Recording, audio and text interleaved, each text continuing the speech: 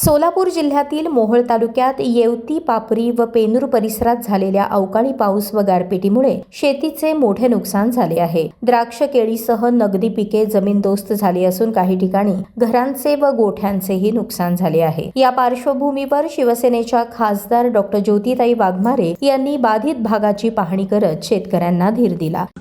आता ते 25 लाख रुपये 16% येतं, त्याचा आता व्याज दर आणि ती हे कसं भरून निघायचं नाही. मोठं संकट आहे, पण संकट एवढं मोठं. आणि ह्याला किती एक 15 दिवस टायमिंग, 15 दिवसात माल उतरून जातो. खूप मोठं नुकसान झालंय, तरी सुद्धा आपण सरकारकडनं जेवढं जास्तीत जास्त मदत करता येईल तेवढी करायला. ह्या कडाच्या त्या कडाला बघा, एक झाडही राहिलं नाही. पूर्ण क्रॅक झालं. जेव्हा काही खाली आणि ही खाली ही पडलेलं बघा, ही वेगळंच आहे, ही वरचं वेगळंच आहे. म्हणजे राहिलंच नाही बाबा, ही घड म्हणून कुठं राहिलं नाही बाबा, पूर्ण फुटलंय बाबा. हे आपण सरसकट पंचनामे करायला लावू, नुकसान भरपाई व्यवस्थित द्यायला लावू. जेवढं सरकारकडनं जास्तीत जास्त होतंय, सरकार तुमच्या सोबत आहे.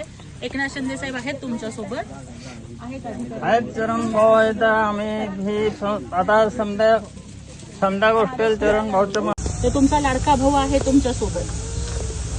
आपण सरसकट पंचनामे करायला लावू आणि सरसकट सगळ्यांना पूर्ण नुकसान भरपाई जास्तीत जास्त द्यायला लावू. पण एवढं कष्टाने उभं केलेलं असं सगळं नजरेसमोर हे झालं म्हटल्यावर खूप वाईट वाटणार. कशानं असं व्हायला लागलं, त्यामुळे गेल्या वर्षी झाले, आता त्यातनं बाहेर निघाला येतो. युवतीवर काय संकट आहे. नैसर्गिक संकट दरवर्षी. मुलांची इथं लग्न सुद्धा होई नाही, काय अशी परिस्थिती.